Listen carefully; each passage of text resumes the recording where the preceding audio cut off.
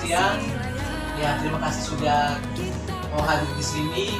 Kita bersama-sama mendiskusikan terkait dengan supervisi akademik yang sudah kita lakukan beberapa waktu lalu. Terutama itu pada prasupervisi kita sudah bersama-sama mendiskusikan tentang perangkat pembelajaran. Setelah itu kita sudah berada pada tahap supervisi itu sudah di dalam kelas sudah kita lakukan. Di sini saatnya kita berdiskusi.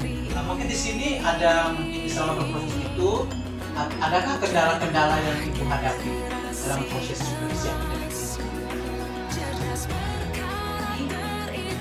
Kalau kendala tentu saja ada. Kendala yang kan sebelum kita harus menyiapkan perangkat pembelajaran. Apalagi kita ini kurikulum merdeka berakhir. Jadi kita guru ini kan dituntut harus lebih inovatif. Kita tidak boleh tiru dari sekolah lain. Kita harus menghasilkan itu sendiri. Tentu saja itu sangat kesulitan. Karakter anak didik, pembuatan satu pelajaran. Kesulitannya itu dalam menentukan TP yang mencapai CP. Ya, karena kan CP itu kan satu saja, tapi di dalamnya setelah kita lihat ada beberapa bagian kita harus bagikan. Kemudian bagaimana caranya itu membuat TP sehingga CP itu tercapai. Kemudian alokasi waktu, karena materi yang ada di dalam itu kan tidak seperti K13 kan, kita mudah untuk membagi waktu berapa kali pertemuan begitu. Tetapi kalau yang di kurikulum merdeka ini kita sendiri yang harus menyesuaikan waktunya. Misalnya harus materi yang kita berikan itu harus pas satu semester, tidak boleh kurang, tidak boleh lebih. Nah itu dari alokasi waktu itu kalau untuk pembuatan perangkat pembelajaran itu yang saya masih belajar. Kemudian yang berikutnya di dalam kelas. Nah, di dalam kelas kan kurikulum baru ini kan menuntut kita harus anak-anak mandiri dan merdeka. Tapi bagaimana dengan karakter anak yang ya susah untuk mandiri? Kalau mungkin ada sebagian anak bisa, kalau kita dikasih tugas atau kita di dalam kelas meminta mereka untuk mencari informasi itu mereka mudah atau untuk kita arahkan begitu. Nah, tapi bagaimana dengan anak-anak yang ya mau cari tahu juga tidak mau, Pasif begitu ya? Iya, itu yang kita mengalami, saya sendiri atau mungkin teman-teman yang lain juga mengalami, itu yang dialami kalau dalam kelas. Itu partisipasi peserta didik seperti itu. Baik, Ibu. Terkait dengan berarti di sini ada dua kendala yang Ibu hadapi ya. Terkait dengan perangkat pembelajaran berkaitan dengan TP dan CP, terus itu berkaitan dengan karakteristik anak yang memang cukup pasif di dalam kelas. Nah, Ibu, apa rencana Ibu terkait dengan yang pertama CP dulu ini, TP dan CP ini, kira-kira apa rencana Ibu untuk bisa memperbaiki ini? Oke, kalau untuk rencana biasanya kan kita berkolaborasi ini kan selalu kalau saya mengalami kesulitan kan saya tanya di Pak Ato terkait dengan apa yang saya harus buat, kira-kira ide saya ini cocok tidak, dan memang itu sebelumnya kita pernah buat dan ya itu sangat membantu.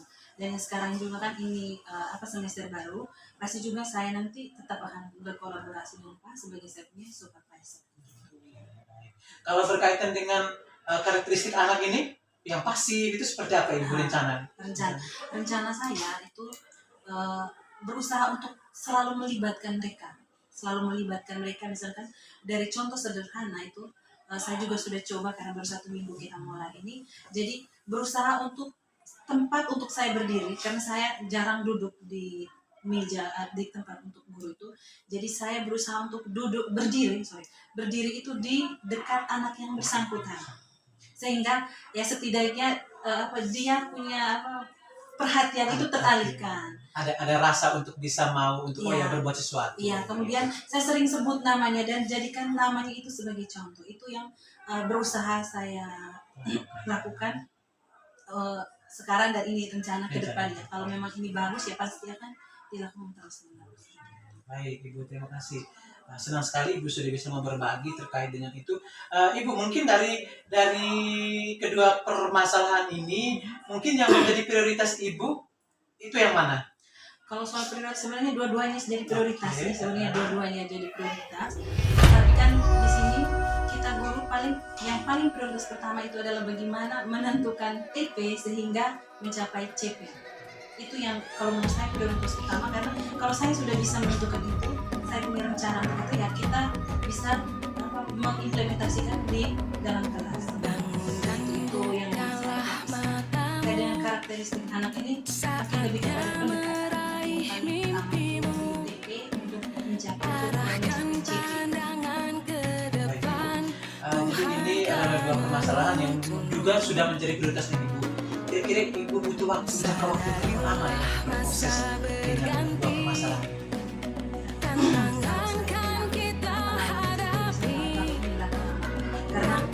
situasi dan kondisi berbeda.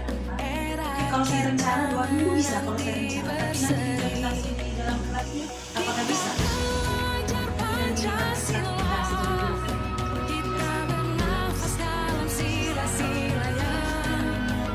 Kira-kira di dalam rentang waktu selama 1 bulan itu, kira-kira dengan keberhasilan Ibu dalam dua permasalahan ini berapa persen?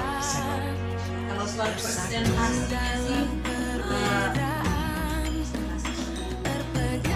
kurang keberhasilan. Kalau presentasinya berapa saya masih belum bisa kasih data. Kalau misalkan anak sudah antusias itu kan bisa sekitar 20% ada rencana. Kalau dia sudah setidaknya dia memberikan perhatian saja, itu sudah ada perubahan. Dia memberikan perhatian. Kemudian kalau dia menjawab, juga ada perubahan. Apalagi kalau dia interaktif dan itu dilakukan dia secara konsisten, berarti itu baru 100%. Jadi kan yang saya ingin capai di sini kan dia interaktifnya sampai 100%. Dan dia diam dan dia mengamati, memberikan perhatian ke saya, dia menjawab, dan kemudian itu dilakukan terus menerus interaktif kita oleh saya. Saya bisa dengan berbagai macam cara ya, bisa memberikan yang terbaik ya. Ibu, ada mungkin ada berbagai macam cara yang sudah lakukan seperti disebutkan tadi, atau mungkin ada antisipasi lain dalam arti bahwa apakah itu ada rencana lain selain itu? Ada antisipasi bisa mengantisipasi strategi itu.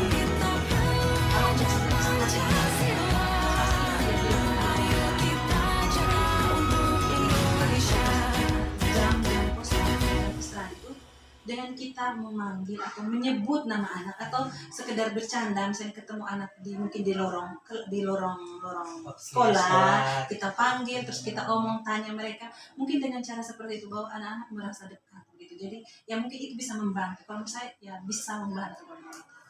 Jadi berusaha untuk menciptakan tidak ada jarak. Berarti Ibu sudah memikirkan juga strategi-strategi itu ya. Nah Ibu, dari strategi yang sudah disebutkan, diskusi yang sudah kita lakukan di atas, apa Ibu punya komitmen ya? Komitmen atau aksi nyata ke depannya apa ini Ibu? Komitmen Ibu terhadap strategi dan juga untuk menghadapi persoalan-persoalan ini. Kalau terkait dengan komitmen kan berarti saya harus konsisten. Yes. Saya harus konsisten. Saya harus konsisten. Ya, saya harus konsisten dengan apa yang saya rencanakan. Itu komitmen saya. Jadi harus konsisten ya. Nah Ibu, terima kasih banyak Ibu sudah mau konsisten dan ini sudah menjadi sebuah rencana yang akan dilakukan ke depannya Ibu. Tentunya di dalam pendidikan itu kita membutuhkan banyak orang untuk berkolaborasi satu sama lain. Kira-kira dari dua permasalahan yang sudah Ibu sebutkan ini, mungkin Ibu merasa ada siapa yang bisa membantu Ibu selain Ibu sendiri atau mungkin juga dengan saya sebagai supervisor, mungkinkah ada orang lain yang mungkin Ibu rasa bahwa pas untuk bisa membantu Ibu untuk bisa memberikan solusi ataupun jalan keluar terkait dengan permasalahan yang Ibu sedang hadapi saat ini. Oke, baik. Terkait dengan siapa saja yang mungkin menurut saya itu, yang pertama kan tentunya Pak tadi, Pak sebagai saya punya supervisor, kemudian Pak Fendi itu, kemudian teman-teman yang lain, teman-teman bisa juga BPBK, terus guru agama bisa juga. Terus selama ini tuh saya dengan guru mata pelajaran yang sama dengan saya, guru PPKN, Bapak Kris. itu saya selalu berkolaborasi. Luar biasa sekali ya, Ibu sudah menyiapkan langkah-langkahnya semua dengan jelas Ibu. Tentunya di dalam sebuah program permasalahan yang kita hadapi, kita sudah menemukan solusinya, mau seperti apa, dan cara tindak lanjut ini yang penting. Ya. Kira-kira apa yang Ibu akan buat rencana tindak lanjut ke depan ini terkait dengan dua permasalahan ini? Baik, kalau soal tindak lanjut ke depan itu kan yang pertama itu kolaborasi. Itu Ya, sebagai tindak lanjut. kolaborasi ya. Itu kolaborasi tadi itu sebagai tindak lanjut saya. Kemudian yang kedua itu ya saya harus mencari referensi lain selain dari teman-teman yang tadi.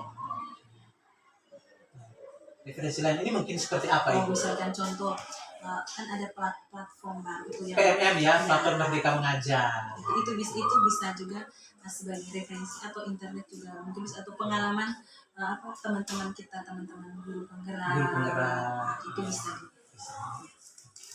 Baik, Ibu, bagaimana perasaan Ibu setelah kita melakukan proses coaching ini? Terkait dengan ini, bagaimana perasaan Ibu? Perasaannya untuk yang pertama sih memang senang karena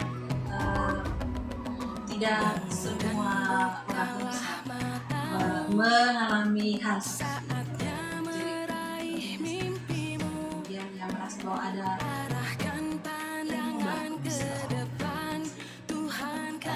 Mungkin ada harapan yang ingin Ibu sampaikan?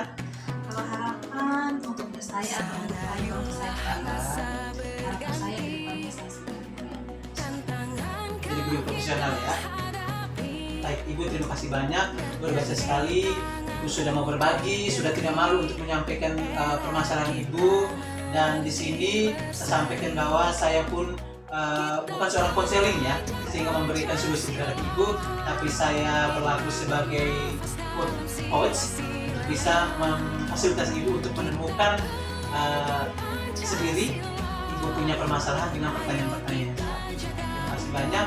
Semoga harapan Ibu menjadi guru profesional yang bisa tercapai. Selamat siang, terima kasih sudah mau berbagi.